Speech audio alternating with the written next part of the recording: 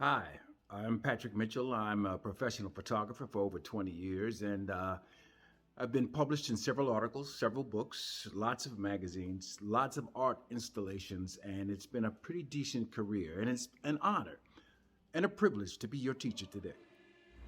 The famous photographer Chase Jarvis once said, "The best camera to have is the one that's with you."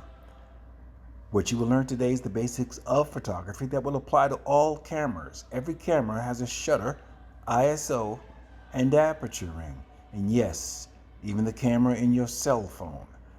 I'm an Nikon user but was trained on a Pentax film camera. What seems like a cheap camera to you could actually take award-winning pictures as long as you know these basic functions.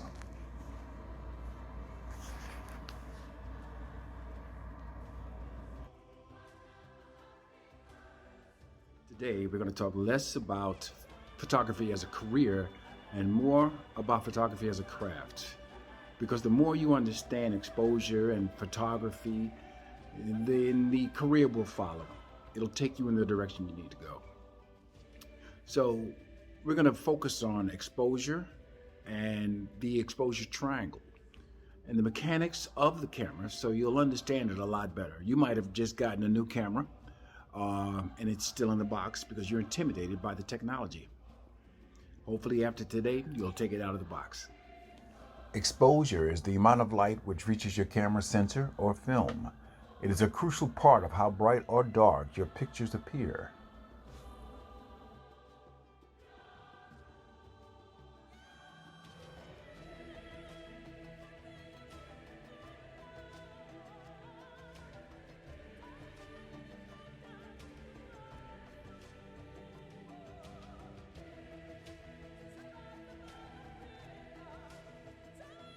There are three major camera functions that are important to achieving perfect exposure, and they are aperture, shutter speed, and ISO.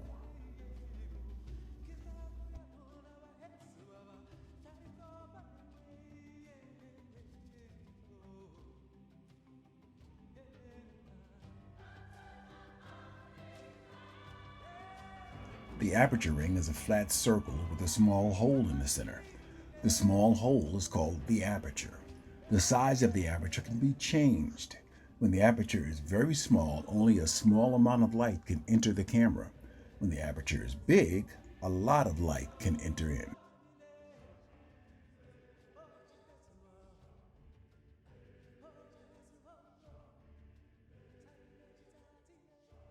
Understanding how the camera works is half the battle. So when you push the button on the top of the camera, which is what takes the picture, that button is called the shutter release. It triggers the mechanism inside the camera called the shutter.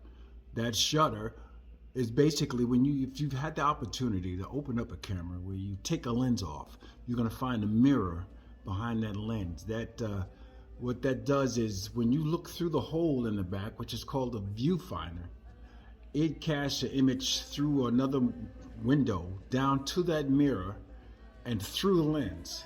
And through that lens is what you're looking at, the image or the picture that you're trying to take. And they all work together. So once you push that shutter release button, or that button as you all say, it triggers that mechanism. It'll raise the mirror up, it opens a curtain behind that mirror, and that image cast upon that chip inside your camera, or on the film, as you may say. That's exactly how it works. And that shutter has a speed to it, so you'll hear the term shutter speed also. So these are terms, they sound tricky, they sound intimidating, but they're not that bad. Take my word for it, okay? I hope you've learned something today.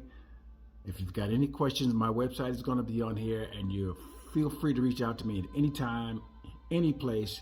I'll be more than glad to help because I'm here for you. Take care.